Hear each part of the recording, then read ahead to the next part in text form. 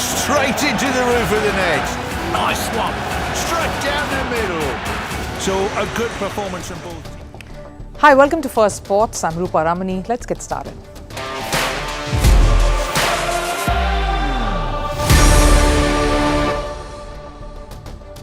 On the show today, is the world coming down hard on Russian athletes? And is it getting a little too difficult for them to breathe? Is it Russia against the sporting world now? Are injury concerns making it hard for certain IPL teams to figure out their team combinations? The Indian Premier League is just 2 days away and we start our coverage right here on Firstpost. What are the injury concerns of the franchises and how will it hit them? All of that in just a bit. And the Football World Cup qualifiers are here. Who are the Asian giants and who can possibly create some surprises there? More on that in just a bit. But first, Sports 360.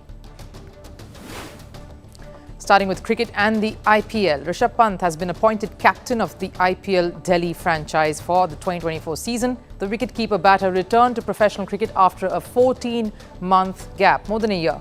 Pant was injured in a major car accident in December 2022.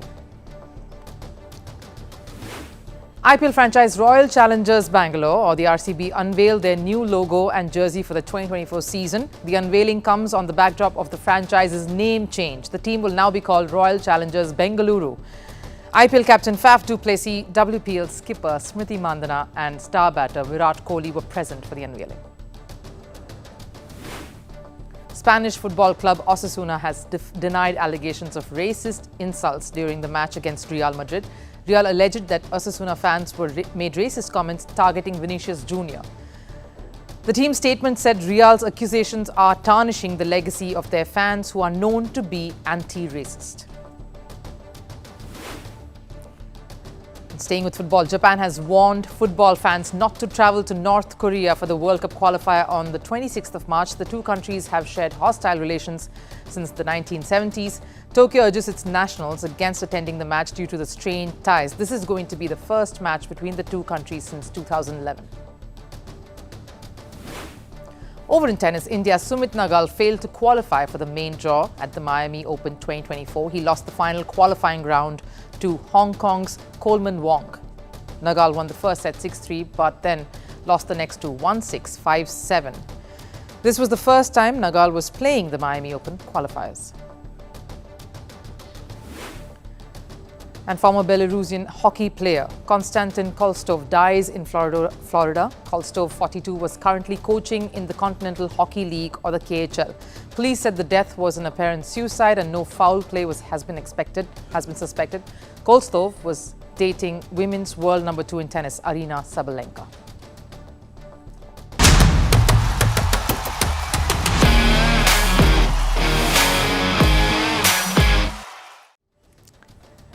The Indian Premier League is around the corner and the World Cup is right after. So the biggest question is which key players will be fit enough to last the rigorous phase, because some very, very key performers for the various franchises are either absent already or unavailable for a certain period of time. How will their absence affect the balance of the sides and how will their comebacks be? Let's go over the biggest names to be hit with injury concerns. The team that is topping that list is Chennai Super Kings. They have 3 players who were match winners for them in the last season, ruled out with injuries. It's a massive blow if you just look at the colossal contributions these 3 have made. One, an opener, the other a finisher, and the third their death bowler. 3 absolutely key roles in a T20 game. Devon Conway was a component for them in their title-winning run. He, along with Ruturaj Gaikwad, forged a very strong partnership at the top of the order. They piled on the pressure with the bat, and that resulted in a lot of their wins. Devon Conway has injured his thumb. He picked that up during the T20 series against Australia and will not be in action through May, is what we hear. So he may come back maybe in the second stage of the tournament. But if Rachin Ravindra, his teammate from the national side, were to step in as replacement and gets going from the word go, will MS Dhoni be still tempted to make that change when Devon Conway is fit? He doesn't like rattling 11 through a tournament. Then, of course, there is Shivam Dube, a topsy-turvy ride for him in the yellow jersey, but managed to repose the faith that his skipper had kept on him by doing the heavy lifting last year with the bat in particular. He was instrumental in giving their total the impetus that they desperately needed lower down the order. Dube's injury is a side strain that he sustained during the domestic season that he was playing, the Ranji Trophy tournament. The third, and again a critical cog in the workings of CSK, Matheesha Pathirana, a CSK find. The slingy fast bowler was on fire from the start. A youngster, raw with loads of energy, needed that guidance to sharpen his performance, and he had that, and from the best in the business behind the stumps with MS Dhoni. Who better than MS to nurture the talent? He has sustained a hamstring injury though, and that will leave him away from a few games from what we hear, and a gaping hole in that bowling lineup for sure, especially at the death. Now, speaking of a gap in the bowling lineup, none is bigger than what Mohammed Shami will leave behind. His injury, that seemed like a scare alone, is now more than that. He has been a very, very important presence for the Gujarat Titans in their IPL campaigns, whether it was their title-winning one or when they finished in the final.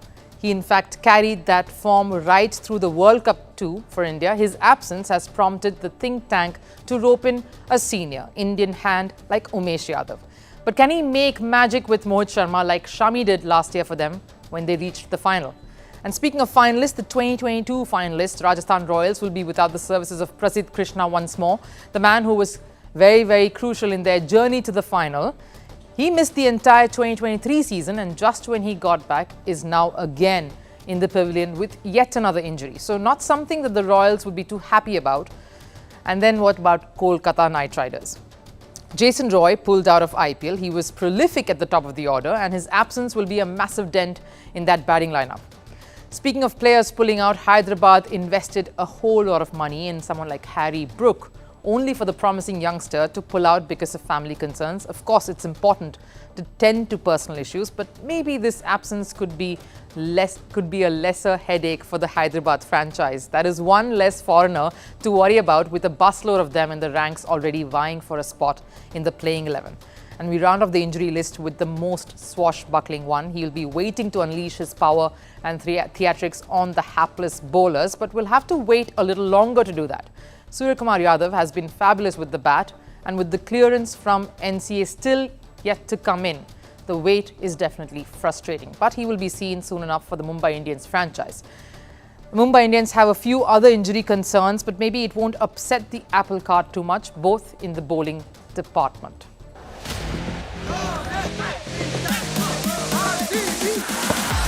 The quest to be the best is here, and it's a storm that's raging. Will the Lions script a dramatic win? Will the prodigal sons return, rock the boat, or lead it to shore? Will the men follow the women to say "E Sala Cup Namdu" in 2024? Will it be a new team that'll lay its hands on the golden trophy, or will the experienced smile their way to victory? Well, the biggest league in the world is here, and Firstpost will get you all the analysis, the big names, fantasy picks, and all the buzz in our special coverage, T20 Summer Storm. Bring it on.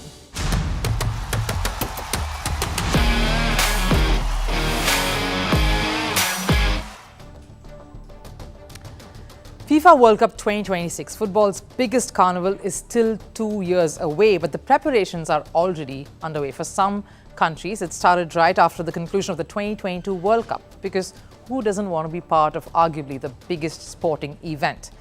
The World Cup qualifiers are here, while the host nations, Canada, Mexico and the United States, who are already through, are busy preparing for it.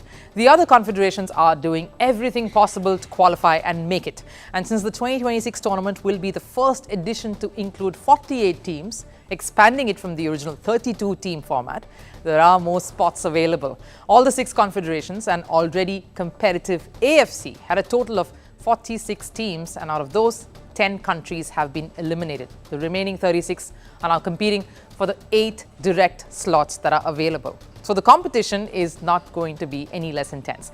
The recently concluded Asian Cup was proof that it won't be easy for any team. Japan, Iran, Korea, Australia, Qatar, Saudi, Iraq. All the big guns will face stiff competition from the likes of UAE, Jordan, Malaysia, India, Kuwait, Syria and Palestine. One of the biggest contenders from Asia will be Qatar. Qatar not only hosted the 2022 World Cup but put a solid display, and they are the current Asian Cup champions too. They haven't lost in the qualifiers just yet, which makes them the biggest contenders in that group. But who will join Qatar from Group A? There is a stiff competition between India and Kuwait. The two sides have each played 2 games each. Both the sides have lost against Qatar, while India won their encounter against Kuwait. And Kuwait won that game against Afghanistan. India, clearly the better ranked side here, and having won against Kuwait, could be the second team to join Qatar in the next round. India may have had a poor run in the AFC Asian Cup, but the country is clearly preparing well for their encounter against Afghanistan.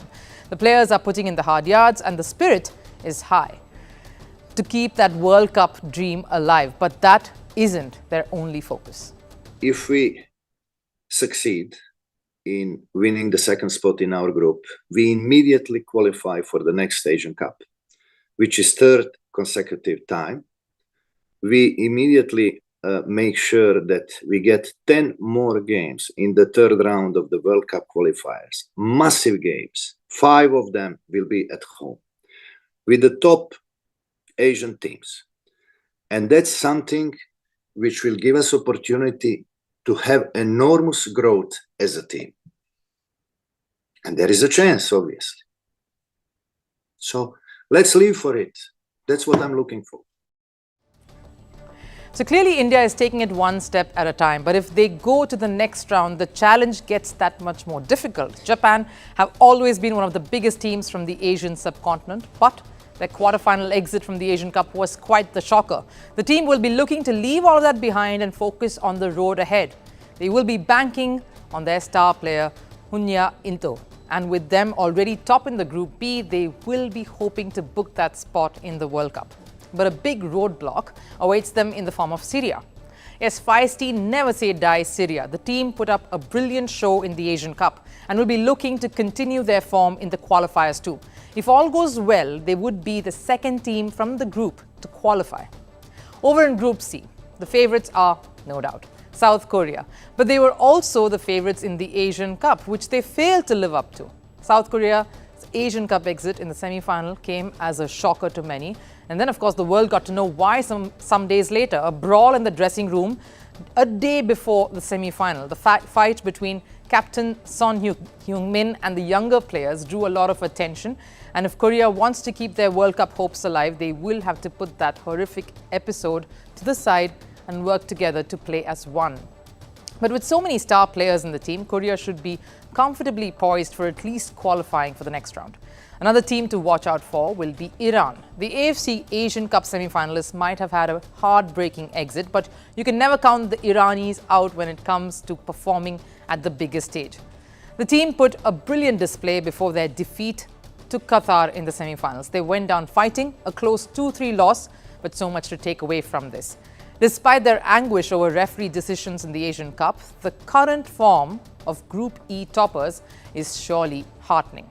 There are so many contenders, but only 8 spots available. It's not just about the big guns anymore, because the Asian Cup made us realize there are some top contenders in the fray. I would be banking on teams like, say, Palestine, the country marred by war, still reaching the round of 16 at the Asian Cup, only shows the kind of spirit that their players have. And we also have Jordan, who were the finalists of the AFC Asian Cup. In short, the qualifying round is bound to create a lot of buzz, and we might see a new champion emerge. And if not, at least the prospect of a future champion. The voice against Russia and its athletes is growing louder. Consequences of a very long war. Earlier, the Russian and Belarusian athletes were allowed to participate at the Olympics on the condition that they can do so under neutral flags alone. So no anthems if they won gold, no sense of pride. And after the Paris mayor voiced her concerns over Russian athletes tainting the event and calling for them being barred from the opening day celebrations, the IOC has now made its decision, kind of towing that line, saying that the athletes from Russia and Belarus will not take part in the opening ceremony at Paris. A major blow not just to the athletes but also to Putin and his administration, who Paris holds responsible for the larger crisis sports is facing now. When Russia invaded Ukraine in February 2022, it affected the lives of people in both countries, and a bunch of them happened to be athletes. In every sporting discipline, athletes faced criticism, and in certain events, they were even banned from taking part. Russian and Belarusian players were banned from Wimbledon in 2022. Spring events that were to be hosted by Russia and Ukraine taken away or delayed.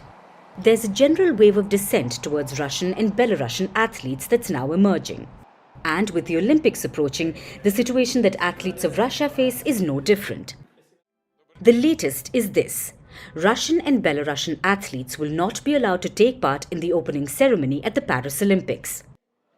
Another nail in the coffin that reads treating Russian and Belarusian athletes as outcasts.